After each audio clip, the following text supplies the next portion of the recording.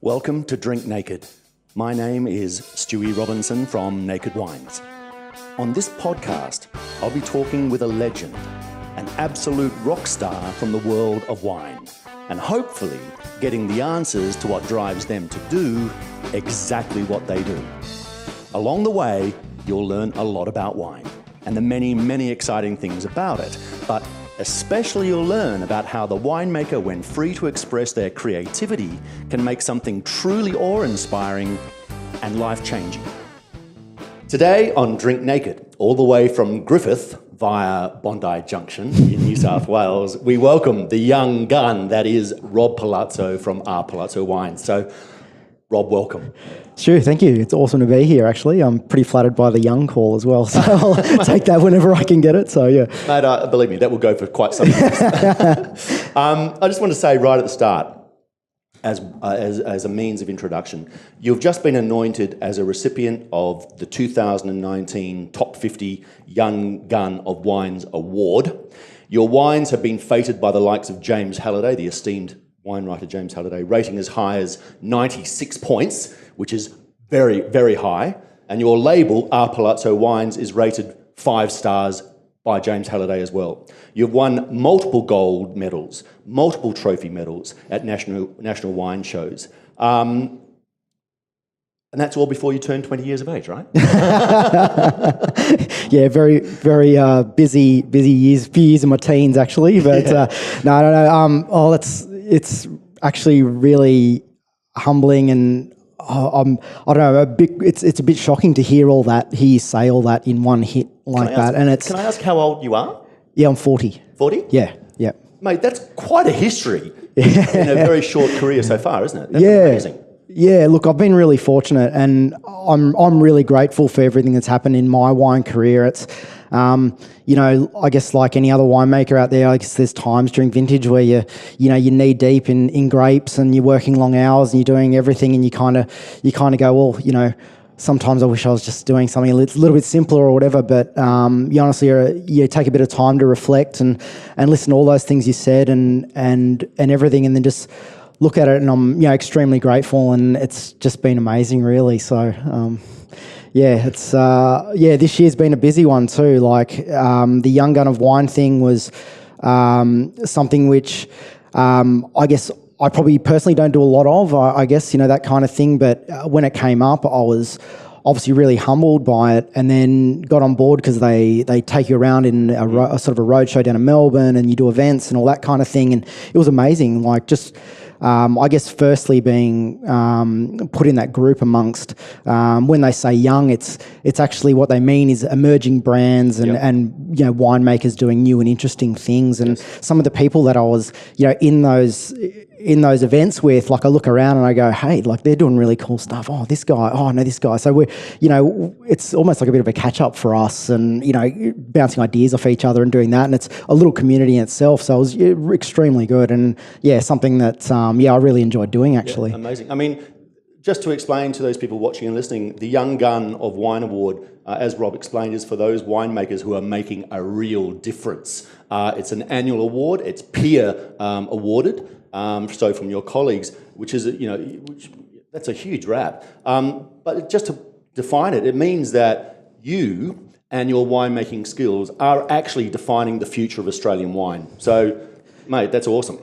It's I guess probably everyone goes, oh, well, I never thought that, when I started to make wine, I was going to change the world. I'm certainly not saying that I'm doing that. I'm just only having a bit of a joke. But it's like extremely humbling to hear something like that. And when I'm at these events and often, talking to consumers and things like, the wines that I'm making in the regions I'm making from places like the hilltops, and I'm all southern New South Wales based, so cool climate areas like the hilltops and Tumbarumba and Canberra district, and then a bit closer to home in the Riverina where I do a few things from there as well. And talking to consumers and also even other winemakers who aren't familiar with those areas, or I've seen these wines before or heard of Tumbarumba Chardonnay but never tried it or whatever, and I feel like I feel like in that position that I'm very fortunate. I feel like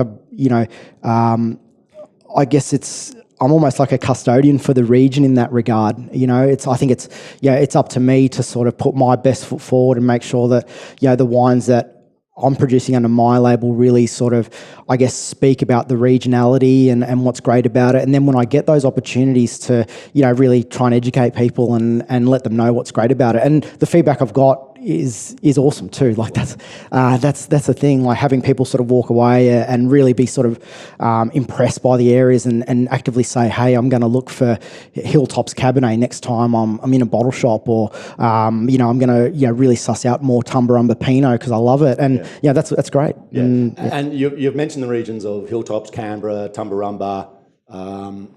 These are the burgeoning cool climate areas of Australia and specifically New South Wales, and we'll get to those in a little bit. I just want to take you back for a little bit. You're born and bred in Griffith, New South Wales?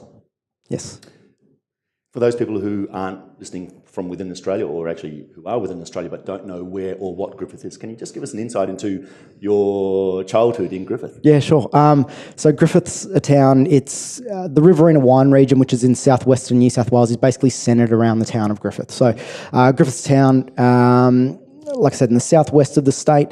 To put it in perspective as far as a map goes, if you draw a line directly north from Melbourne and basically, roughly directly west from Sydney, where those two lines meet, Griffith will be somewhere around there. So that's probably as easy as I could describe it. It's a town of 25,000 people, roughly. It's a big regional centre. It's a really thriving town as far as, agriculture and things like that are concerned. It's, look, I'm born and bred there. I really like the community feel to Griffith. It's a great town to grow up, like any country town, I think, where, as a kid, you're outside all the time. Sport was a big part of my growing up. I had a really good crew of mates when I was at school, and, we'd always kick around together and do all that kind of thing. But yeah, like any country town, sport was big, being active. Family is obviously a big thing in Griffith as well. Griffith's quite a multicultural town as well. There's a big Italian population in Griffith, and not only Italians, there's also quite a big Indian population, also Pacific Islanders as well. So yeah, it is quite a multicultural town. But what that means is this being like sort of a melting pot, I guess, of these cultures means there's a real food and wine aspect to Griffith as well, like a massive one. Sorry, I don't mean a bit of one. It's the food you find in town is amazing. Like the wine region is thriving. It's the largest wine region in New South Wales. It's the second largest in Australia. I didn't know that. Yeah. I think there's a sign going into Griffith, and it says 1 in every 4 glasses of Australian wine drunk around the world is from the Riverina. Wow. Yeah, so I'm not sure how old that sign is or how valid it still is, but I mean, it's amazing to think that from a town of pretty humble beginnings, and often I'll look at some of the especially from the wine part of things, there's big family-owned wineries in town, and often those wineries were built pretty much from the ground up by families, and they're still family-owned today and everything like that. So that's a really great part of what I like to sort of think about the community aspect of the town. And from a wine region perspective, I think there's a real good camaraderie between everyone in town as well. And outside of that, like I sort of touched on before, family was a big thing for me growing up. And so where did the love of wine come from, specifically from within your family or from the region? Yeah, so I guess initially, growing up in a region like that, you're always exposed to it in some way, shape or form. But for me, my grandfather, when he migrated, my family's from Italian background, when he migrated, so he had a plot of land and established a farm there, and there's always been vines, a vineyard part of that farm for since day dot.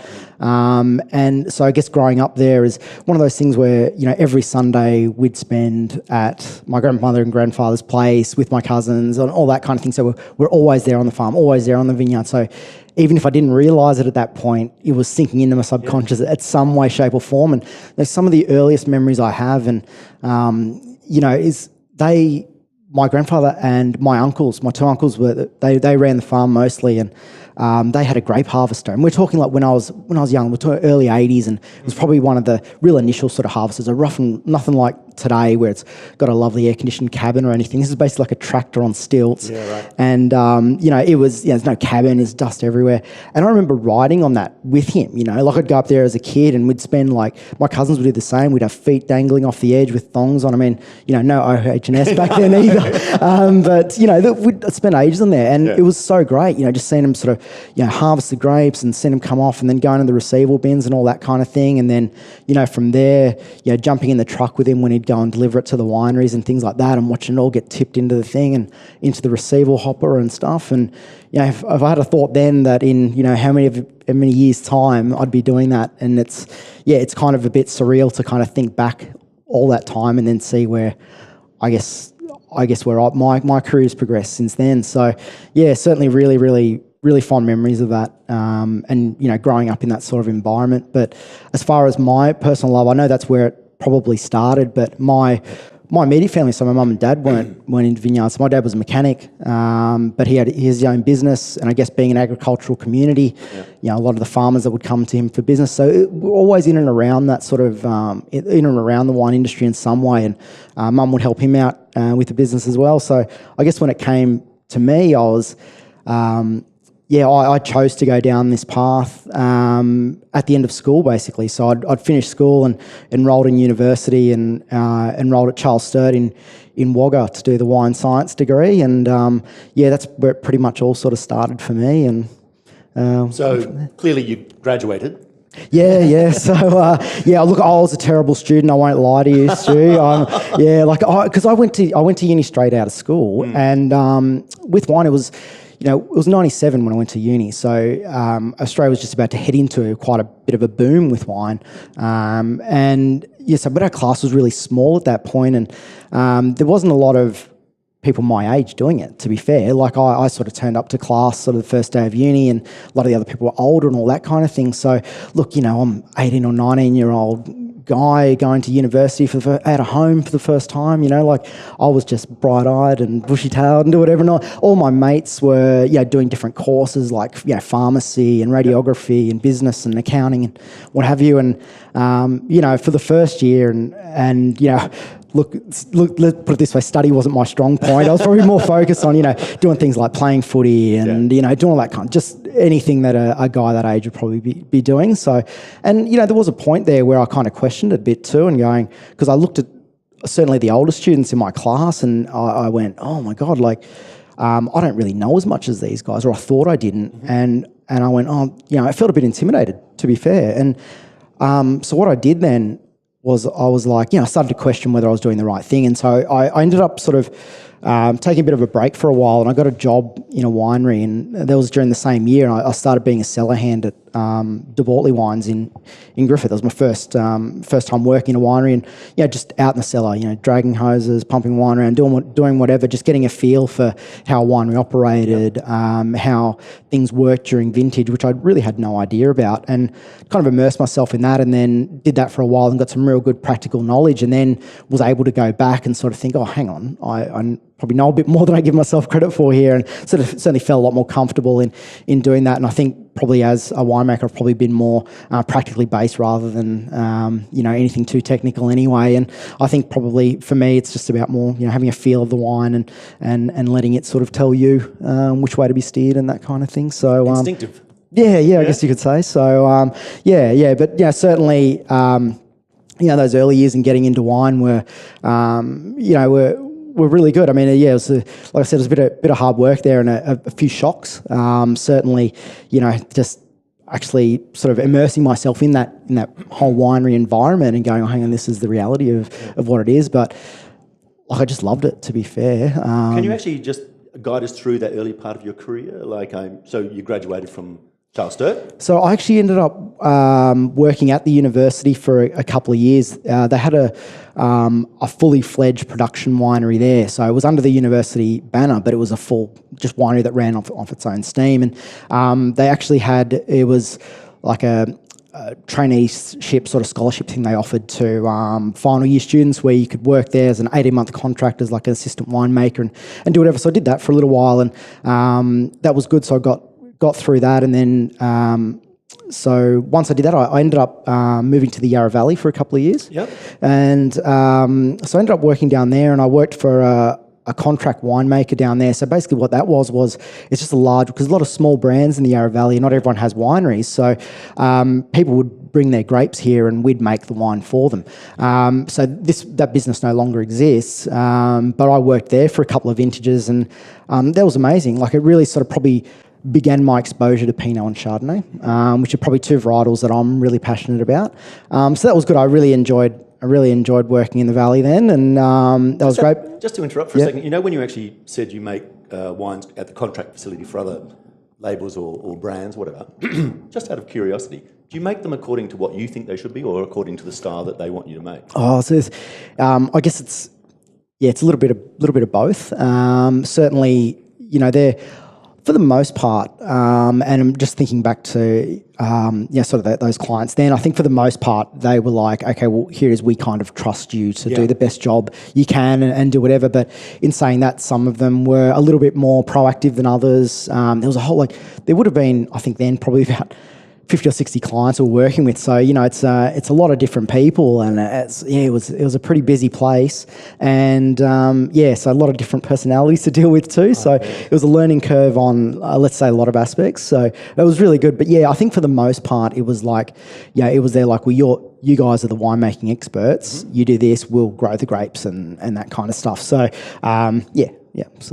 So that's where your love affair with Pinot Noir and Chardonnay, as you said, came from. Yeah. Are they still your favourite varieties? Yeah, certainly. Yeah? Certainly. I really love a whole lot of varieties, and I'm always going through phases of drinking different things here and there. But I think Pinot Noir and Chardonnay are certainly the white and the red that are my two biggest passions for sure. And so I've been pretty fortunate through my career to have worked a few overseas vintages, especially Northern Hemisphere. I worked in Burgundy several times, and that sort of, I guess if I didn't love Pinot and Chardonnay before then, which I certainly did, that took it to another level. And I ended up, the first time I went to Burgundy, I remember thinking, I'd been on the back of quite a few vintages then, so it was a real busy time for me. Like, I was working for a really large company.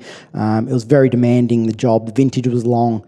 And then I'd back that up by the second half of the year going somewhere else and going Northern Hemisphere. And this was my 8th one back to back. And I was kind of starting to get a bit tired at that point. And I remember going, this is it. And I ended up going back another 3 years after that. I just loved it. Like, it was so good. And for me, it just kind of, I just kind of put it all in perspective a little bit, I think, as far as wine goes. And it was just an amazing place. And I loved it. So. Curious question, I guess, but, you know, the great Burgundian Chardonnays and Pinot Noirs, do you think that Australia has the ability and the fruit quality to actually make of that quality?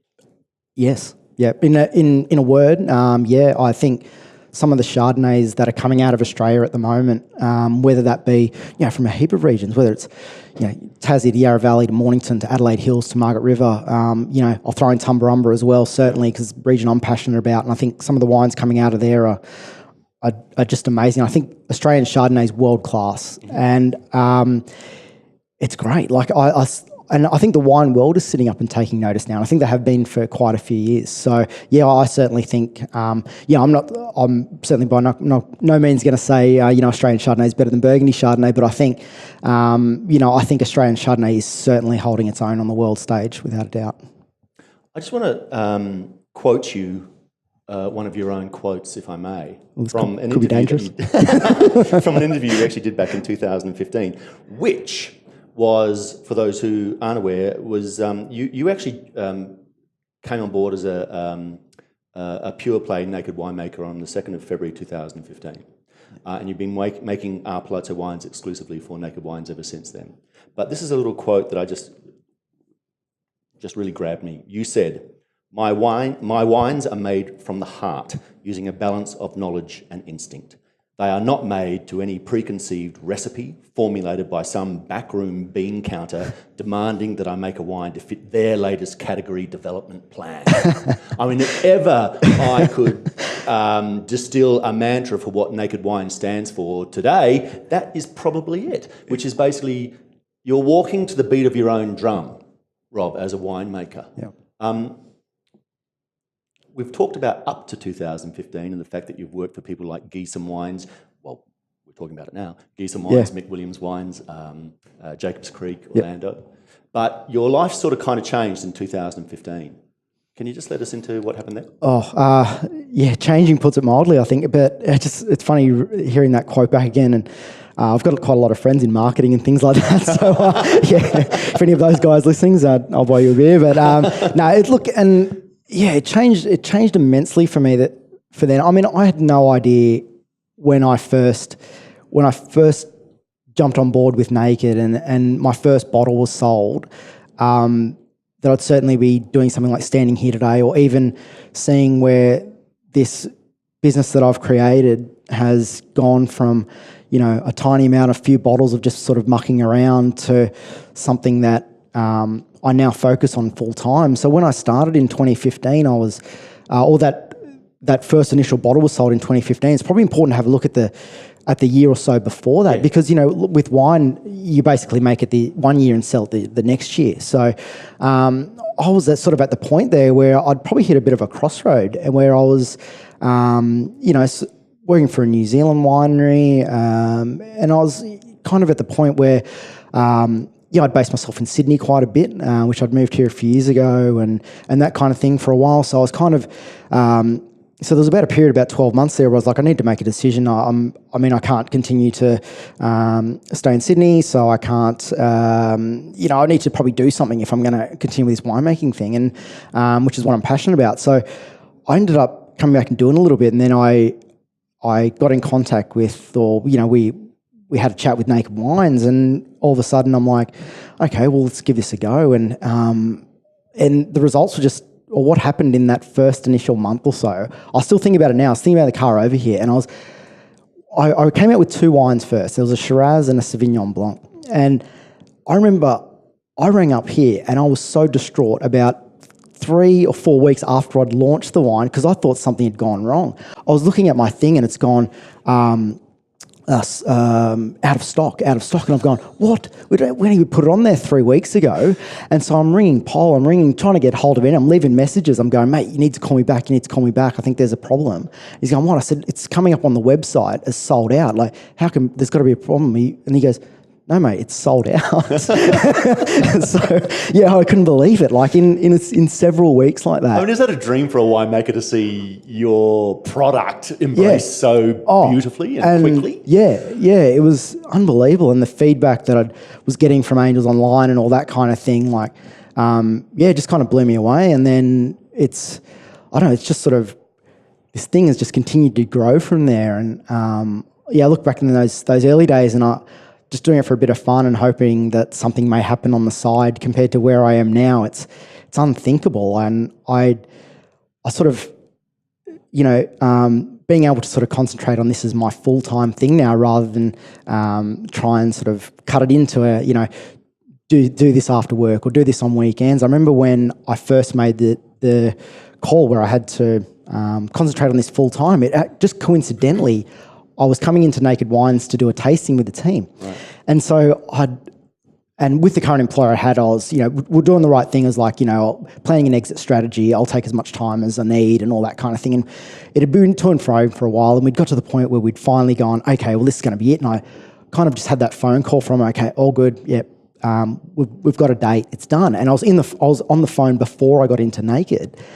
And then I came in and I was doing the tasting, and someone asked me a question and said, how has this sort of changed your life, or something to that effect? And I just went, funny you should mention that, because as I was in the car park here, I can pretty much just say to you guys right now that I'm 100% on R.Paulazzo, the brand, and I'm 100% Naked Wines now. Like, this is it. This is what I do now. And I remember, like, it was pretty emotional for me doing that, and it's kind of still is when I think back at it. I remember, but the reaction I got from the people in the office was what did it for me. So, there was people were standing up and applauding, and people were hugging, and there was like a couple of people, like one person was crying, and I'm like, it was amazing. It was just an amazing reel, and I knew then that this is something pretty special that I think Naked Wines has. Oh, it is. It is. We talk about it. I mean, it can be... It's warm and fuzzy, isn't it? But it's life-changing. Yeah. It can be life-changing. Oh. And as you've said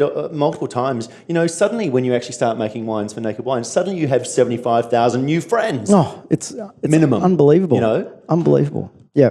And it's there is that thing you're changing lives and that kind of thing. And, you can hear that somewhere and think it's a bit of a throwaway, but I remember that day when someone asked me, and I remember going, this actually has changed my life. Like, it actually 100% has. And in a way that I would never have dreamt. And I still think of that now. Like, if I had said then I'd be, a couple of years down the track and recording a podcast and talking about, this particular wine that got this score and it's my 4th release of this or whatever. And it's just craziness. But it is. It's just great to hear. Yeah. It does. It sends a shiver up your spine. It's going, your wines are not available anywhere else, not in any of those huge supermarket sort of behemoths that are out there. No. Handcrafted, small batch, loved wines, showing up the best fruit possible from your beloved New South Wales wine regions, which sounds like a great segue into, I suppose, the USP or, the unique proposition of what you do is a mixture of warm climate fruit and cool climate fruit. Would I be right? Yeah, so if you look at, I guess, my whole wine portfolio, there's certainly aspects of that. I think, so being Riverina based and a Riverina boy, there's a certain bit of patriotism in me that that says I really want to do the right thing by the area and do my part for it as well, and that means. Can you listen to people who are listening? Why you need to do that for the region? Yeah, I don't know. I think it's probably just a little bit of the way I'm wired. I think I just, for me, especially with regards to wine, I think that there needs to be a connection in some point as far as, like, I'm not just going to go out there and go, well, I'm going to base myself here. I'm going to go and buy, 2 ton of Shiraz from Barossa and I'll make that. And then I'll buy, some Cabernet from Coonawarra or whatever. I mean, for me, that doesn't represent me as a person or what I believe. Yes. And I think those sort of values, going back to family and what I was talking about before, I think those sort of values are things that were probably not instilled, but certainly like an aspect of that kind of thing is certainly something that was probably ingrained in me at some point in being a kid and just the way I grew up and the family environment and, just having that tight-knit sort of group. So, for me, I feel like, it's very important, I feel like it's important for me to, we're looking at my heritage bin range here, which is best varieties from best cool climate regions in southern New South Wales. So we're talking, the hilltops for Cabernet and Shiraz, Tumbarumba for Pinot Noir and Chardonnay, Canberra District for Syrah, but also in this range as well is a Riverina Botrytis Semillon. Yes. And that's the flagship of the region. Essentially, it's kind of what put, I guess, arguably the Riverina on the map as as forging its way into the premium wine sort of category. And in saying that as well, the region is really finding its feet at the moment, or it's an exciting time because people are planning and winemakers are experimenting more with Mediterranean varietals that are really suited to that warmer climate. Mm-hmm. Things like Nero d'Avola, Touriga, Vermentino, those kind of things. And that's really exciting, which is something that, I'm excited about as well. So, I've got a couple of those wines out now too. And as far as these regions go, the cooler climate regions, they're regions that I'd worked with a lot during my career. And I just loved the quality that was coming out and the style of wine that was coming out of there. So when I had a blank canvas and I honestly didn't have to look too far to know where I was going to go with it. Can I just, seeing that we're talking about your heritage bin range here, can we just drill down a little bit in terms of the actual individual regions you've just mentioned? Because a lot of people would not be familiar with hilltops, Tumbarumba, and Canberra, especially, Murray Bateman, around that region, as being premium wine regions. And yet the seriously big, powerful, moneyed players are dabbling in these regions, right? Penfolds especially, etc. Can you just give us a little soundbite on each one of these regions, where it is, and why it's actually just hitting its straps now? Yeah, certainly. Tumbarumba. Let's go to Tumbarumba first. Yeah. So that's where I source my best Pinot Noir and best Chardonnay. So Tumbarumba, apart from being just an awesome word to say, isn't it great? It just rolls off the tongue, doesn't it? Yeah. You just want to say it, Tumbarumba, you know. No, it's an amazing region. It's at the foothills of the Snowy Mountains in southern New South Wales. So from a geographical perspective, the easiest way I can describe it is if you drew a direct line from Sydney to Melbourne, it would be about halfway. Okay. Yeah. High? Yeah. So foothills of the Snowy Mountains, extremely high altitude, extremely cool climate. The highest, I think the highest vineyard there is over 800 metres or something like that. So it can snow there during winter, of course, that kind of thing. So with regards, it was originally set up in the early 80s as predominantly for sparkling wine. Right. So a lot of the big companies were in there early with that, especially the likes of Hardy's and those kind of things. And but yeah, it's just an amazing region for Chardonnay and Pinot Noir. And I think what really appeals to me is I guess the purity of fruit that comes from Tumbarumba. I think looking at my Chardonnay, I just see just a lovely purity and elegance with the fruit, a lovely sort of slaty mineral acidity. They're wines with longevity. And one thing certainly I look for in Chardonnay as well is I think any great Chardonnay has an element of tension to it. So it's almost like it's a little bit wound up, you know, like a coil, and it eventually over time just unravels itself a little bit more. And Tumbarumba Chardonnay does that because of its, I guess, the tightness of its structure and things like that. So watching a wine that's able to evolve like that over time is something that I certainly get a kick out, and I just love the region for the Chardonnays it produces, and Pinot Noir as well. You know, just lovely, beautiful, elegant wines, just with, you know, complexity and, you know, a lovely silky mouthfeel and tannin structure. So yeah, Tumbarumba, amazing, very cold, and quite a high altitude area. But, you know, I think it's a small region, and big players of this. So Penfolds have a Tumbarumba Chardonnay. You know, places like Clonakilla, I think, now have a Tumbarumba Chardonnay. There's a lot of, but there's actually not that much planted under vine there, so the quantity coming out of it's small, relatively small compared to other regions. So, you know, it's probably never going to be something that you're going to see, you know, 3 rows of on a shelf at a bottle shop. So then we move a little bit further out to the Hilltops. So the Hilltops is a region in southern New South Wales, again around the town of Young. So it's right on the Great Dividing Range.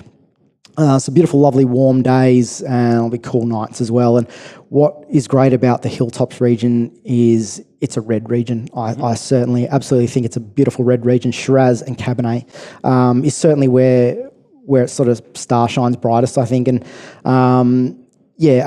lovely medium-bodied wines, both of them, but in medium-bodied also with a real density and power to them as well. It's that old iron fist in a velvet glove sort of analogy. Certainly see that in the Hilltops. And there's been, you know, from a wine show circuit perspective, and, you know, those in the industry know that, you know, Hilltops Shirazes have won things like, you know, the Stoddart Trophy before, and they've won the Halliday Cabernet Challenge before, and all that kind of stuff. So, but again, it's a region similar to Tumba where it's not that big. So again, it's never going to be mainstream. But certainly the quality coming out of there is amazing. So, Canberra is the other one. So Canberra District is. Actually, a lot of Canberra District is actually not in the ACT. It's in, as you sort of alluded to before, around Murrum-Bateman. So about half an hour out of Canberra. So again, cool climate viticulture, cool climate sort of winemaking. The wine that I produce from down there is a Syrah. So it's same as it's a Shiraz, but called Syrah. And again, it's a bit of a stylistic difference there, but it's actually about, you know, geographically not that far from the Hilltops, but you know, very different wines in their sort of flavour profile and structure. But an amazing region for cool climate Shiraz and Syrah. You've actually alluded to stylistic difference between Syrah and Shiraz. I mean, I've actually just written a blog in the last few weeks to our customer base, you know, explaining it. Can you just explain it for the people listening now? Because we're seeing more and more Shiraz labelled as Syrah now coming out of cooler regions. It's clearly clever from a marketing brand perspective to actually put that, you know, that stylistic difference. Can you actually just tell the difference between Shiraz and Syrah? Try to be as brief as possible, I guess. But, you know, so I guess, firstly, Shiraz, Syrah, same grape. So in Australia, we call it Shiraz. Predominantly in the rest of the world, it's called Syrah. So I guess I guess it depends on the winemaker a lot with regards to difference, but certainly speaking on my two wines, the stylistic difference there is where I like to look at my Hilltop Shiraz, and for lack of a better term, I'd say that's kind of like it's more like a textbook Aussie Shiraz. It's more big and robust. The flavour profile is a little bit different in the fact that we're looking at probably darker fruit flavours. So we're looking at plum characters, more of a dark cherry, that kind of thing. So more of an earthy spice character as well. And, those sort of characters where you look at a Syrah, and the Syrah is made in a little bit more of a medium bodied and elegant style. So, different flavour profile, certainly in these two wines. He's looking more in the red cherry spectrum. There's a lot more floral characters. In the winemaking a little bit, I work with a little bit more whole bunch fruit on the Syrah, just for that bit of extra funk and a bit of added complexity and that kind of thing. And it tends to be in its body, not quite as big a bodied and a little bit more elegant. Will it age well? Yes. Yeah. Certainly. So it's got the tannin structure there. Yeah, absolutely. But it's a different type of tannin structure, so probably a bit more, larger tannins when you look at sort of more Shiraz Hilltop style, but compared to the Canberra Syrah, it's more sort of more silkier. Okay. Yeah. So clearly, you think, and this is going back to a comment you made a few minutes ago about some new varieties being planted in the Riverina, for instance. Clearly, you were of the opinion as a young winemaker that the Australian wine drinking fraternity is ready for something new-ish. Yeah. And having, you know what I mean? So moving beyond just your standard Shiraz and Chardonnay and Riesling and Sauv Blanc. Yeah. I've thought for that for a while, and until I took my winemaker hat off for a little bit and spent time in the pointy end of the industry, so with the consumer and at that sort of coalface, that's when I really understood that it's kind of not that simple. Which is the kind of beauty of Naked, because Naked's kind of turned that on its head a little bit. But so I used to think at the time from a purely winemaking perspective, like I'd look at things like, I'll take Vermentino, for instance. Everyone loves drinking crisp aromatic whites at the moment. Everyone's drinking Sauv Blanc from here, whatever.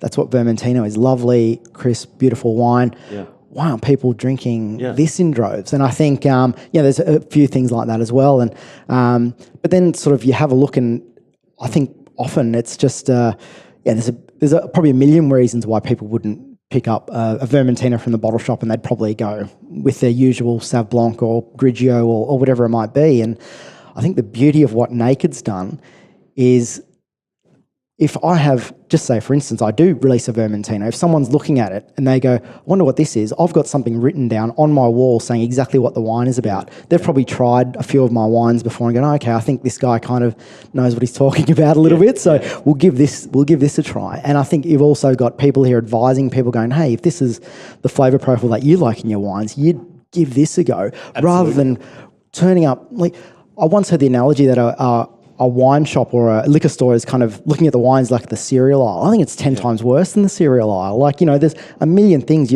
There's brands everywhere. There's varietals everywhere. It can be pretty daunting for someone who's quite new to wine, or, knows what they like, but is keen to explore, but is kind of like, oh, well, I'm not really sure what to grab here. And then I think 11th hour, they just go, I'll grab what I know. Yeah. I think there's certainly, I think, some of these wines and some of these styles coming out are really, really good. So I think once people, it'll take time, but I think once people, they just need to try them, and I think that'll bring them to them. And it's an easy way to actually do a safe adoption of a new style, isn't it? I mean, there is no risk. No. Yeah. But at the same time, with you and your wines, you're getting small batch, handmade, small volume wines, and there's no barrier to trying something new. That's it. Yeah.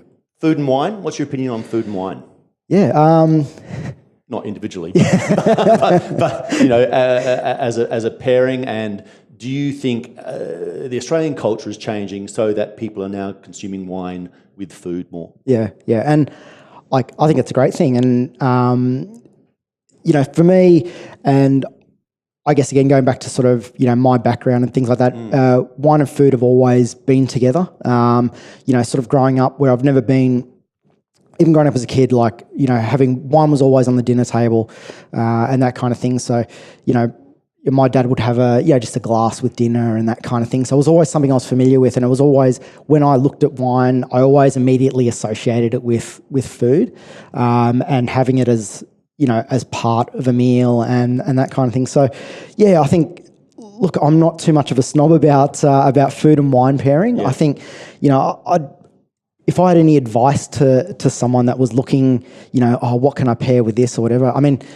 isn't that half the beauty? Give something a go and just, have a bit of an experiment. Like I've drunk weird things with foods that probably shouldn't be matched with it, and had a great time with it. Like it's me too. Yeah. And but often that's about who you're with and what you're doing, and it's about the whole occasion for me. So certainly, I think it's the two go hand in hand, and but yeah, I think we should be pretty relaxed about it as well. Absolutely. You've travelled a lot as a young bloke. Making wine as well as on holidays, but you don't take a lot of holidays, do you? I haven't in the last few years. I did at the end of last year, and I hadn't taken a holiday, and this is embarrassing. I hadn't taken a holiday since 2012, and I categorised that holiday was vintage, and I still because I'm kind of embarrassed to say I hadn't been anywhere since then. But it was like I'd done a vintage, and then I spent like another week cruising around. So, and it's hard when you run your own business. And I'm a one-man band, so you kind of never sleeps really. You always have to be on the clock at some point. But it was good to last year when after I did, so I guess make that announcement to everyone at Naked that I am now focusing 100% on this. One of the things I did say to myself was like, I need to take a little bit of time for myself at some point. So I tried to do that at the end of last year, which was great. So I went to Italy for a little while and cruised around, Barolo and Piemonte, Barbaresco, that kind of thing. So that was great. And took a little trip to Spain as well, and went to a region called Priorat, which is I didn't have a lot of experience with, but it was amazing to see and things like that. So I guess there's always something wine tied in there at the end, but but just being able to work, going back to those vintages, working overseas, it's I look back on all those with not only just the winemaking experience, but just the life experience. And I kind of think back, I was telling someone about my first vintage in Napa. This was the first vintage I ever did overseas. And it was in Napa, and I'd finished. I was working for a big winery there, and I went to San Francisco. And I was just cruising around, and went to Alcatraz, so caught the ferry over.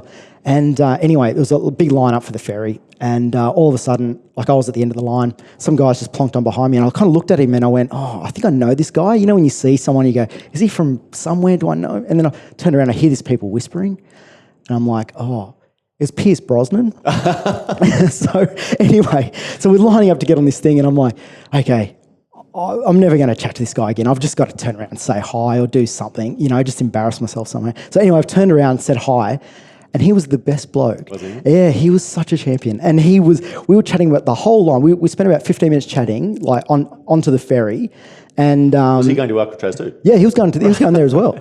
And he was with, I think it was his partner, and there was a big guy there with them, so I assume he was some sort of security. And we were having a great day. We were talking about wine and talking about cricket, and we were talking about all things. And it was great. But the funniest bit was, before I'd got on the ferry, I was starving. So when I bought the ticket, I bought like this chocolate bar thing from wherever it was, and I just absolutely scoffed that down. Like I nearly had the wrapper. Like I was that hungry. And anyway, I'd got onto the thing, and as we were talking on the ferry, I started feeling really hot. Well, I was feeling really hot, and I'm going, oh, all of a sudden I'm just going, oh, hang on, because I've got a nut allergy. Oh, no. And anyway, Pierce Brosnan's looked at me and he's going, are you okay? Because like your eyes are starting to get a bit puffy. He goes, have you had an allergic reaction to something? And I'm like, oh, I think there must have been nuts in that. And he goes, are you going to be okay? And I'm like, oh, because I developed this allergy only a couple of years before, so I'm like, oh, I think I should be okay, whatever. And I'm on this boat talking to James Bond, and I'm like, I don't know what I'm going to do here. And then he's like, oh, hang on. And I'm going, I normally have an antihistamine. He goes, oh, hang on, he goes, my partner should have one. So he's gone over a bag and he's pulled out this tablet and he's gone, here, she's got an because she has allergies or something like that. Oh, God, great. So I had this antihistamine and then I was good as gold in like 10, 15 minutes, so I was fine. James Bond saved you. Yeah, he did. He did. So, a few years later, I'm in Naked Wines. I've got James Bond to thank for it. Anyway, so, all these things later, you're besties, right? Yeah. Wow. Yeah, so that was pretty funny. But back here in Australia, as you said, you took a well-earned break last year. Yeah, holiday. Yeah. What do you do to unwind from winemaking? Because it can't be 24/7, right? No. Sport's always been a big part of my life. Always been quite a sporty person. Probably not the best at it, but certainly always threw myself into it, and I've always played sport. And I guess probably now more so watching a lot more sport than I play. But in saying that, sort of like to keep active a bit, and try and get to the gym whenever I can, which is probably not as often as I should, but I kind of do that as well. Music's another big passion of mine. I'm a drummer, so I was going to nearly say I was a musician, but I can't really say that. Hang around with musicians, maybe. So I started playing the drums when I was 8. And it's like something that I've always had a real passion for is music. So, I like going to see live music. I don't play my drums as often as I do anymore, but, I certainly enjoy doing that from time to time as well. And, so those kind of things, just, hanging out with friends and that kind of stuff. I just enjoy, enjoy quality time with people and stuff like that now. So just on the music thing, to those keen-eared listeners who listen to the intro music, you'd actually hear a drum soundbite. Well, that's actually Rob playing the drums, because we actually put out a call to all our winemakers around about 4 or 5 months ago saying, we're looking for a bit of an intro music to these podcasts we're planning on doing. Anyway, send in something if you've got it. Rob sent it in. And that's what's played at the start of every single Drink Naked podcast. So thank you for that. Oh, no problem. Yeah. Checks in the mail, I guess. Yeah. Well, I always thought, I'm still holding on to that little thing. One day, I'll be a rock star someday. No, I'm just kidding. But, it's always been something that, I've been really passionate about. And, I probably wasted a lot of time on that, in my teens and all that kind of stuff. And, probably not studying as much as I should and, listening to too much music and doing all that kind of stuff. And, it's actually pretty funny listening, or pretty surreal listening to that sort of chime in at the front of all the podcasts, and even at the end. So there's actually 2 different songs there, and I can't take credit for writing the songs. It's a mate of mine, and he's a really talented guy, and I just get behind the drums and play and that kind of thing. So Woodsy, if you're listening, well written. Absolutely. It's pretty awesome to see and pretty awesome to hear that actually. So yeah, great fun. I mean, we're almost getting to the end of our time today, Rob, but can we at least crack one wine? Yeah. And your choice. Okay. We might as well do something wine geeky for those people listening, and just let's talk through one wine. And definitely. All right. Well, I've spoken about my passion for Pinot Noir and Chardonnay. Yeah. So let's have a look at my Pinot. Okay. And this is 2018 from Tumbarumba. From Tumbarumba, that place we love saying the name of because it just rolls off the tongue. Yeah. So 2018. Just like a really, really strong vintage. And I'm talking there's been a few, I look at 2016 was an extremely good vintage in Tumba as well. 17 was quite good, albeit a little bit cooler. But 2018 was one of those ones where you could really see the quality as soon as just wandering through the vineyard and tasting the fruit off the vine, you just go, I think we're on the cusp of something special here. And being an area which is so cold, and that kind of thing, it's quite marginal. And Pinot Noir is a tough variety to grow anywhere. But I think this is one of those years where all the stars aligned, really. And I'm really excited about this wine, and it's been in bottle now for a few months, so it's really started to settle into itself. When you walked in this morning, you actually caught me looking at the Pinot, and I, somewhat cynically went, looks like a Pinot, smells like a Pinot, tastes like a Pinot. Why do wine guys say that about Pinot? What is it about Pinot Noir that can actually either be on varietal brand or off? Yeah, I think it's it really evokes a lot of passion, doesn't it? Even with regards to if you go to a wine show judging or something like that, I guarantee you the most conjecture will be about the Pinot class. If people are judging this, and they'll probably go through the Shiraz, go through the Cabernet, whatever, and they'll have their couple of standouts. And I guess the variance is when people get their scores back is probably the Pinot is the one where people are split. And I think it just, I love the variety in that it invokes a lot of passion that way. And I think one of the things is there is an elegance, there is a complexity, and it's all about this wine not being over extracted and overdone and that kind of. I think that's where when Pinot doesn't look varietal or it looks a bit, I think that's kind of like it's a bit of a fail. I think that's how probably people see it. When it tastes like something else or is trying to be something else. When it's un-Pinot-like. Un-Pinot-like, yes. Yeah, it's a hard thing to sort of talk about and really make concise in a sentence, but if you can understand that, it's a beast on its own. I've always said there's red wine making and there's Pinot making, and I think they're very, very different. There is, it is actually known sometimes as being, and take this the right way, the princess of red grapes, right? Why?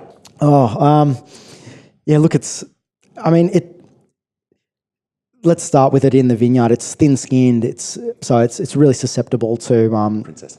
to disease and that kind of thing. So it's tough to grow in the vineyard. You need proper conditions where you look at something that's a bit more hearty like Shiraz or Cabernet or something like that, and you can grow them in a lot of different areas where Pinot needs the right conditions. And even when you do have those right conditions, everything leading up to it's got to work out as well. And then once you get really good fruit in, as a winemaker, it's your job to, I think the margin of error with Pinot being so delicate and medium-bodied is, if you're a little bit heavy on the extraction or something like that, you can really mess things up, for lack of a better term. So I think, the margin for error there is probably a little bit less. Certainly taking nothing away from those other varietals as well, but I think, especially if you're really passionate about Pinot, I think, and this is probably, as far as my wines go, it's probably the one that is smallest with regards to quantity, but it's probably the one I spend probably too much time on, but constantly looking and re-looking at it and all that kind of thing. I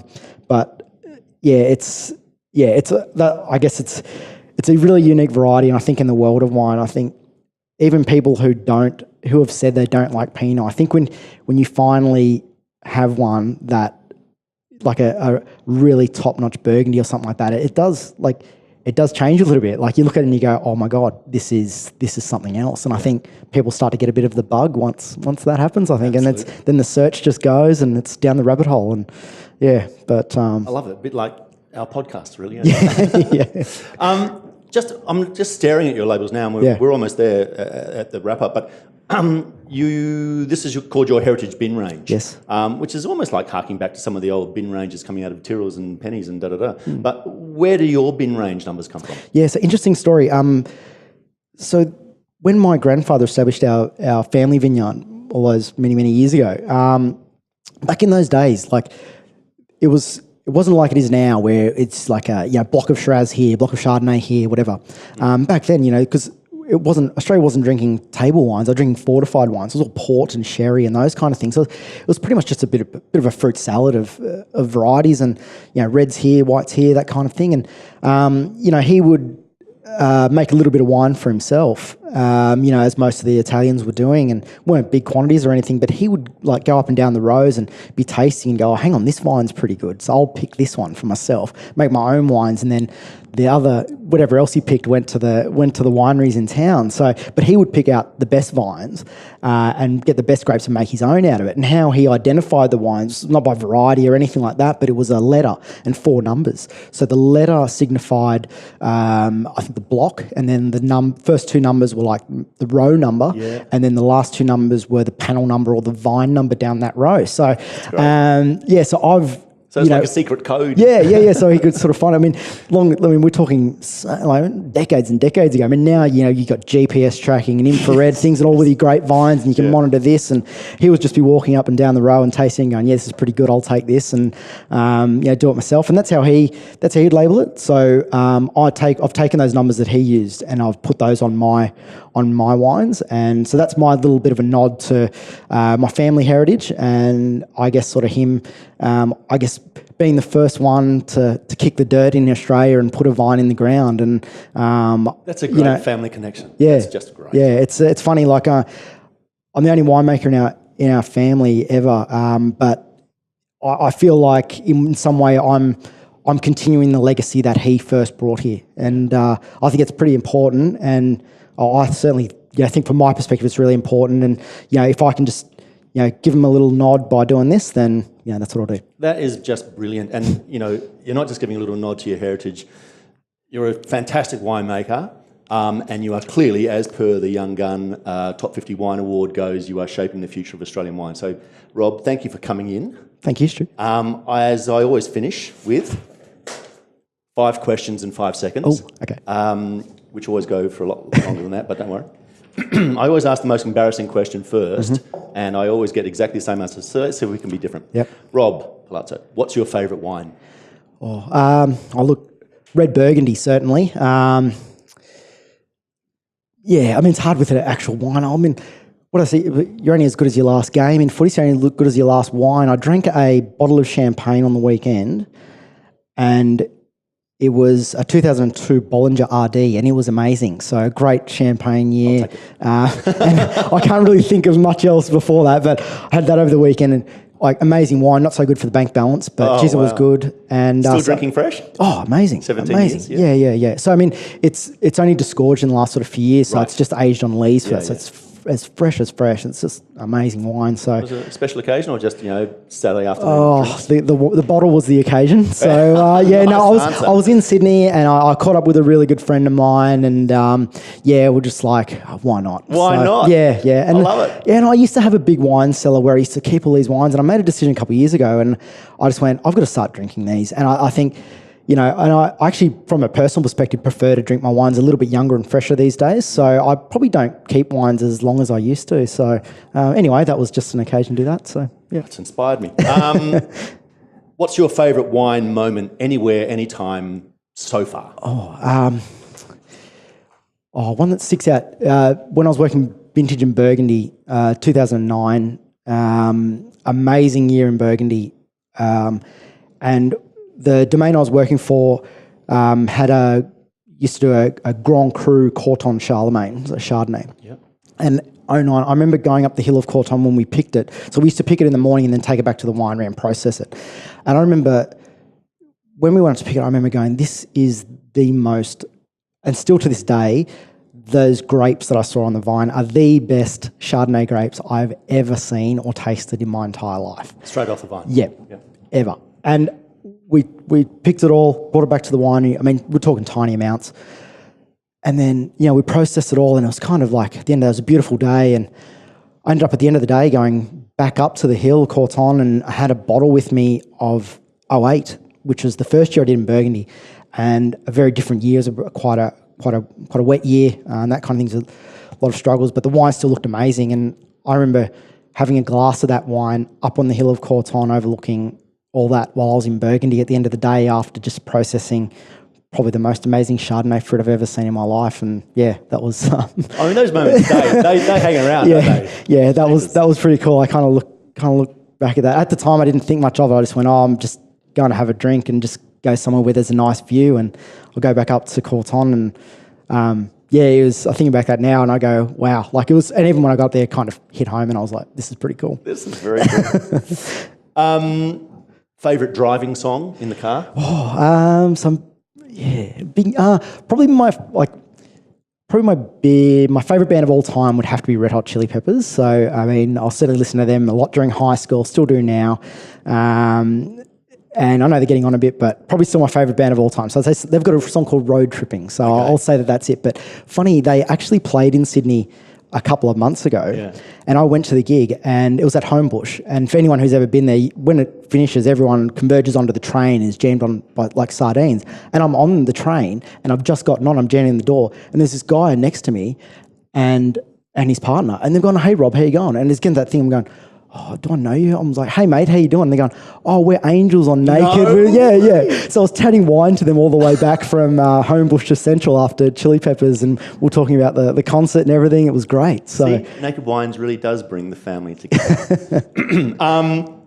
What do you want to be doing in 5 years' time? Oh, good one. I was never good at these questions when people ask me these, but tough, aren't they? Yeah. Look, to be honest, I reckon it'd be great if we were standing back here and doing another podcast and talking about 5 years. Well, maybe 2022 Hilltops, vintages, 2025 2023 Tumbarumba. Like, hopefully we're here talking about having a glass and wouldn't that be lovely? Talking about how good those vintages are and what we've done in Naked and doing. I don't know if podcasts will still be going then or something else has come on the scene, but hopefully we're doing something like this and things are just continuing to go the way they're going in Naked, and that would. These podcasts are the future. No, I couldn't think of anything better than doing that. So yeah, I'll take that. Just a little bit about the very last question is best thing about making wine for Naked Angel customers. Just the best thing. By far, the community. Yeah, community aspect. Last year, the big tasting we did in Sydney, I had a couple come up to me and they were a bit emotional and they were like, we had your wines at our wedding. We love your wines. We just buy them all the time. And they were chatting like, I was just blown away, and just by how emotional. They said we only got married like a couple of months ago, and they're showing me photos and giving me hugs and all that kind of stuff. And I'm going, where else in the world could this happen? Like, where could I be producing wines and selling wines to people like this that I have such a connection with? And it's pretty surreal, and it's just an amazing thing to be part of. And that's definitely It is amazing, isn't it? Yeah. If you go into any bottle shop, all the wines are completely faceless. Yeah. But not in Naked Wines. Yeah, it's amazing. And just getting reactions like this, it's really humbling, and it really does put it all really in perspective, I think. Rob, I remember asking you right at the start, exactly 1 hour and 3 minutes ago before we started, I said, what is the one thing that you would want me to ask you during the course of this podcast that basically defines you? And you didn't quite know what to say. Do you know what to say now if I said, what is it that defines you as a naked winemaker? It's always a tough one, and I'd like to think. I think not only as a winemaker, but just a person in general. I think just being genuine and authentic, and I think just doing what I love, and just being grateful for what I'm doing, the opportunity I've been given by Naked, and being able to do this kind of thing for great people, and it's.